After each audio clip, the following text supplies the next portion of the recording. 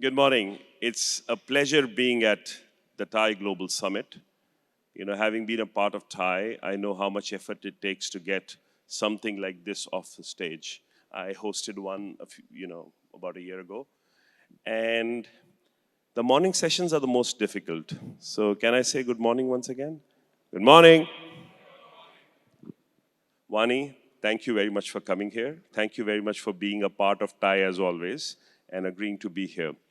I don't know if many of you heard what the CV was saying, but Vani has a unique distinction of being one of the rare entrepreneurs turned VCs. So how did that happen? You did companies, I know, more than once, successful ones in the Valley. Then why do a VC and that too in India? What brought you here? There are people who script their lives, and I'm not one of those, and I don't think I could have scripted it. So even being an entrepreneur was a happy accident, meaning that I was in the valley. It was a time to really be inspired. In fact, the early days of Thai, as PK mentioned and knows, played a very important role in my choice to become an entrepreneur, and I received also tremendous mentoring support, for which I'm very grateful, Thai and all the founders of Thai at that time who made that possible in Silicon Valley in building the entrepreneurial ecosystem.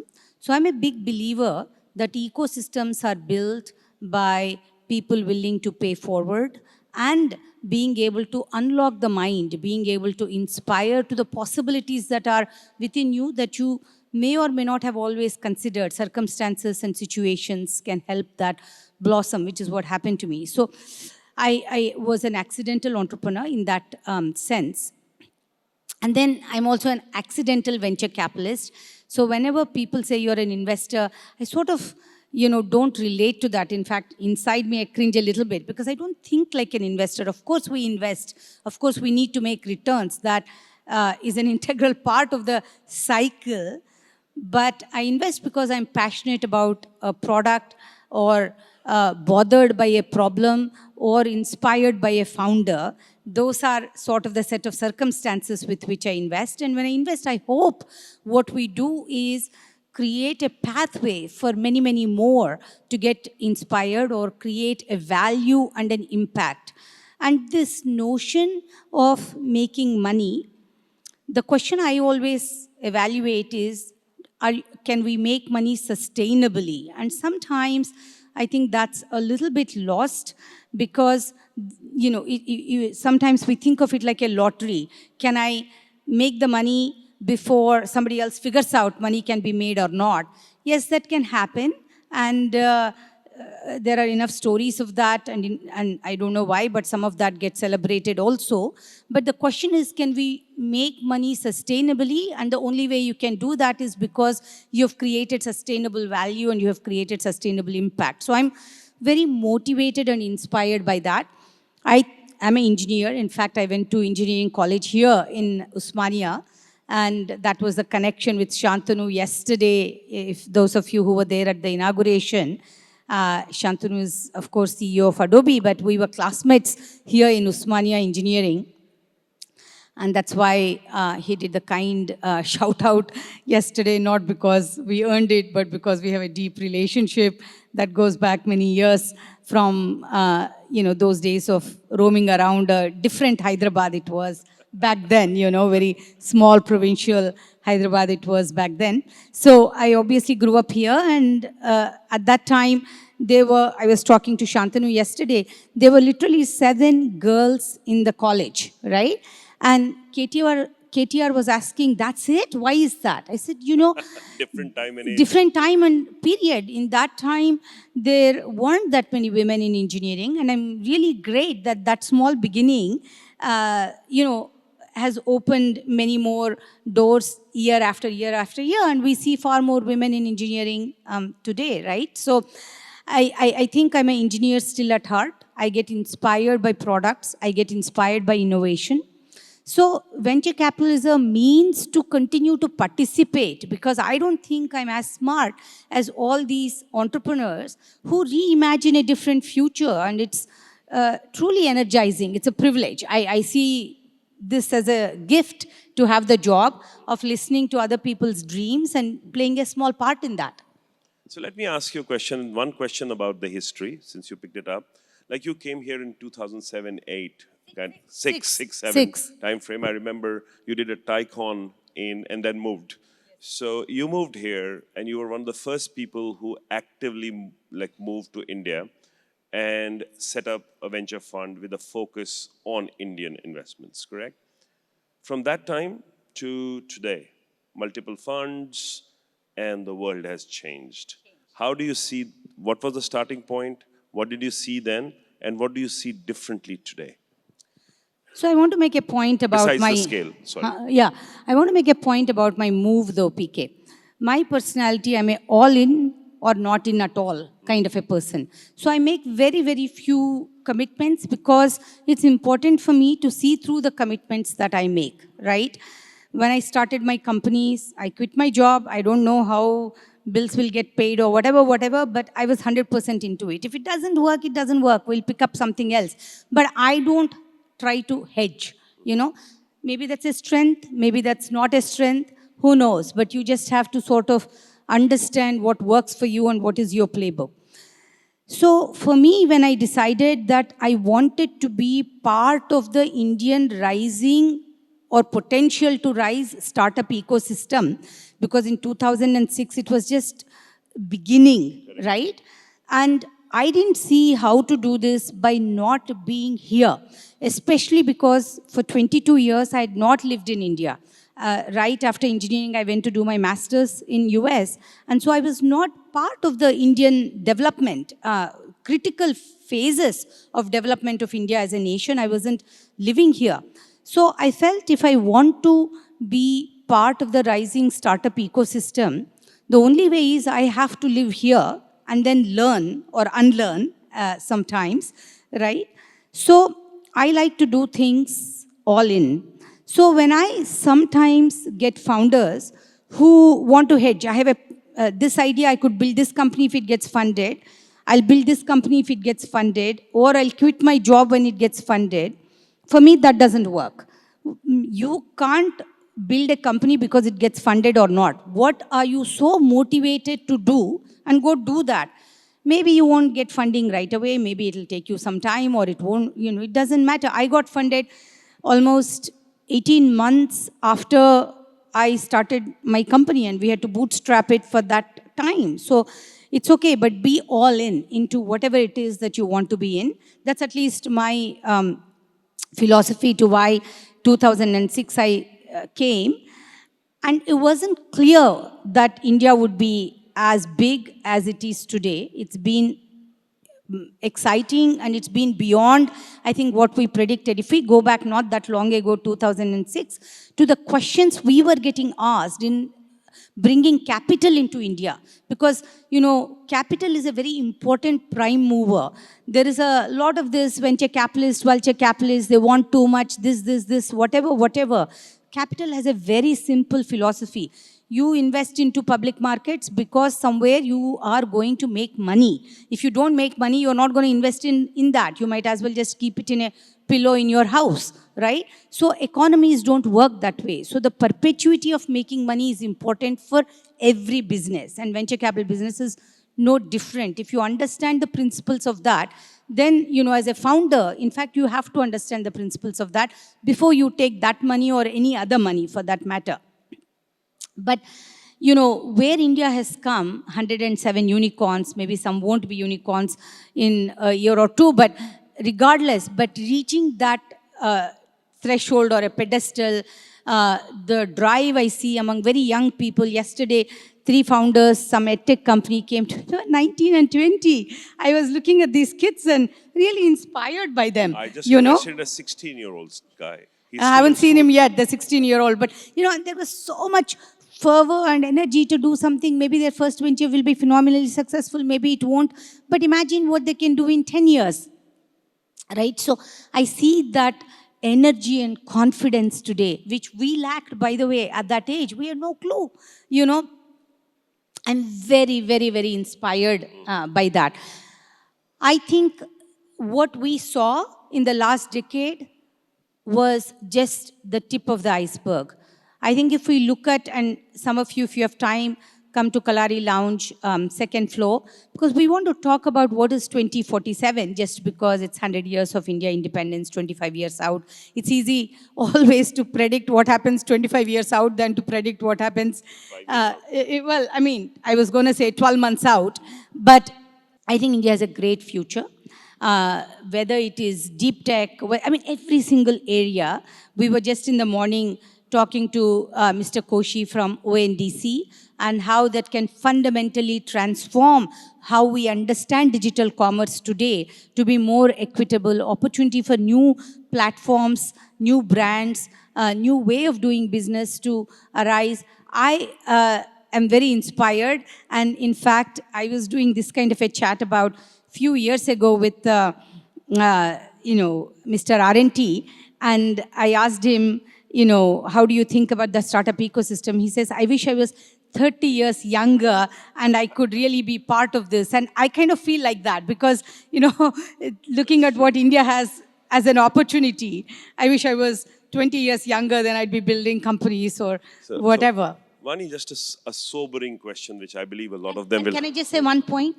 To me, 2047, whatever, India is from the 3.5 trillion economy today, a 30, if not a 40 trillion economy. So if you think about venture capital returns, we talk about 10 baggers. But a country itself being a 10 bagger, yes. Country growing by 10x. Imagine that. And that can happen because collectively there is innovation fueling the economic development and economic distribution to 1.5 billion people. So, just while we say that, at the same time, there's also this sobering realization because a lot of the sentiment is built on how much money is raised, how much money is invested. And it seems everybody talks about is money has dried up. I don't know if money has dried up or investment has dried up or people are being more cautious and different in investment. So what is happening? So to the entrepreneurs in there, should they continue doing what they're doing? Obviously, yes. But what is the message? What is it that's happening as a VC? Are you still writing checks? Or is it that everybody is sitting on the fence? That seems to be the message sometimes. Well, at Kalari, we are writing checks. I think in 2022, we invested in 18 new companies. Maybe in 2023, we'll invest in 12, right? Hardly matters.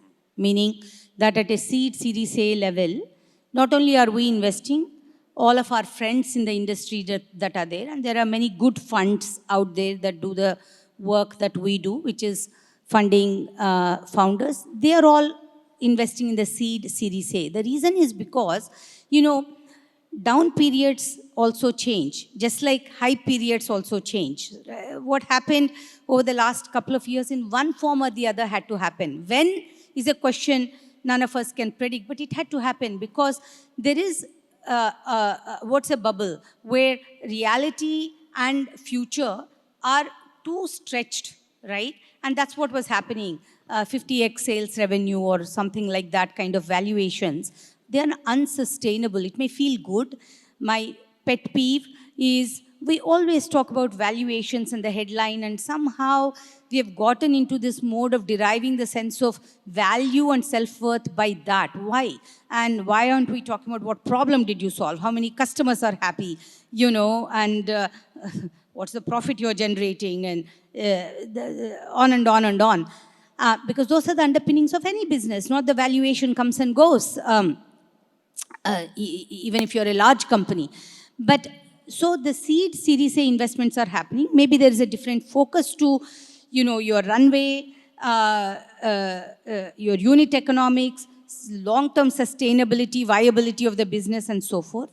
But if you already raised capital 2 years ago, and you are on a high burn today, and don't yet have the business unit economics, there is a heavy reset, right? Money is still available if the right idea, right opportunity exists, but valuations have dramatically changed. Sometimes founders are ready to get on with that reality, sometimes they are not. valuation can change. I mean, look at Klarna in US, right? Valuation changed by 90%, or something like that. But the founders just said, we will take that and rebuild to the next new opportunity, right? So it's important that valuations come and go. If you're passionate about what you're doing, you have to be pragmatic about that. So growth investment, one, there is lesser capital available, but for right companies, right companies, capital is available, but at the right valuation, right? So staying on that topic, see, right valuation always has been what the person wants to buy you for, the next person coming into the round. Yes, there is, of course, a founder who's raised it at X doesn't want to go below X. Why? You know that, I'm just saying the sentiment, it is something people fight. You're saying, don't worry about valuation, you'll survive another day, and then the valuations will come back. Is that what the message is to people, to the right founders? Valuation may come back or not. Someday, of course, it'll come back. It'll reach that same level. That's not the point. You have invested, let's say in a mutual fund, you have lost money, for sure, right? Well, what are you going to do? Are you going to get out of it? It will come back and you will make money again, right? So it's not that different here. So valuations will come back when, how, you don't know. Just keep building your business and building value, build customers, generate that profit. You may not immediately generate the profit, which is okay, but build the right kind of business. And if you're a founder who imagines creating large impact and imagines yourself as a core leader or architect of this industry, you're going to run this business for the next 10, 15, 20 years. You have to think that way. And if you do, trust me, you will have to go through these cycles many times. This is my fourth downward cycle that I'm seeing in my life of the last, let's say 30 years, right, of working career. Yes. So you're going to see that too. How are you going to, work through those cycles? They are inevitable, So the availability of cheap capital, the way it was, and a lot of capital is gone forever. But will come back someday. But that gave rise to a lot of issues in the sense bad behavior, bad financial behavior, overhiring, and not being, conducive to the new god, which is unit economics, which you have to worship against numbers or MAUs, DAUs, and stuff like that. So I think that portion people will have to kind of reconcile to.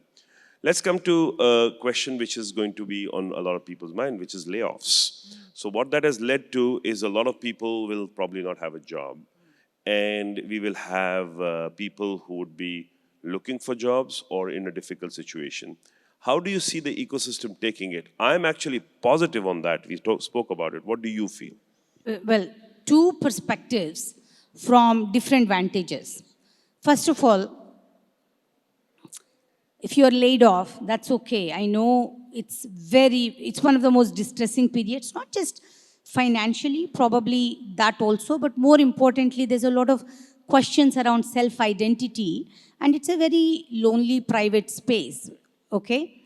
And I can totally empathize and understand that. But those are also really moments that offer you a doorway of self-discovery, and maybe there is a possibility that you haven't considered, whatever that possibility is, like becoming an entrepreneur again, and that doesn't have to be the only thing, but whatever that is, I do think that, those deeply distressing periods, and I've gone through enough of those in my life, they have always enabled me to find a different me and do things that I would not have otherwise done, and have led to a much broader, deeper, meaningful, fulfilling experiences and life itself, right? So I would advise that while I truly can empathize with that sense of distortment that can happen when you're laid off, channel all of that into a positivity of outcome, and each of us are filled with potential that, we sometimes don't give opportunity to blossom. So that would be my suggestion and advice, and I wish we could talk more about it and there was more talk about it from mentoring and or bringing those stories to life, because I think we need that, and I don't see enough of that happening on most platforms. But that's not today's platform, and I know we are also out of time, but just to take a minute, but I also think there are a lot of founders sitting here. And, I am old fashioned. I don't like this notion, yeah, you have to be heartless about layoffs, they are inevitable. Then do it. If it's going to be painful, just get it over with. That's like saying, let's amputate without anesthesia or whatever, right? And I do think that there is a leadership responsibility. Layoffs as a leader, is coming long before that employee knows, and either you haven't acted in time to avert it and or be authentic about it, right?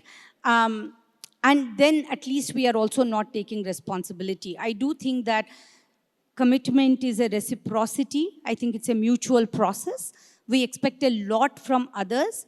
We also then have a responsibility to give a lot to others. So layoffs may be inevitable. First of all, how do you soften that blow? And today I think we are moving into a phase, maybe HR or legal or somebody advises or nobody advises, I don't know. But in doing it in worst possible ways, and I don't think it needs to be done that way. I think you have to respect, empathize the human spirit on the other side. And if layoff is inevitable, there's a way to round the edge of that, which I would like also more conversations and more founders adopt that as part of their own leadership value system. So, Vani, to end on I think the ecosystem is buzzing. I think the ecosystem has value. And I also believe when the going gets tough, the tough get going. So I think it's only a time before we actually go to the next level of a lot of money, a lot of spending, building some great startups and building some great, and as they say, a good idea and a good startup will always get funded. Thank you very much, Vani, for being with us today. Thank you, PK. Always fun to talk to you. Thanks for making this happen.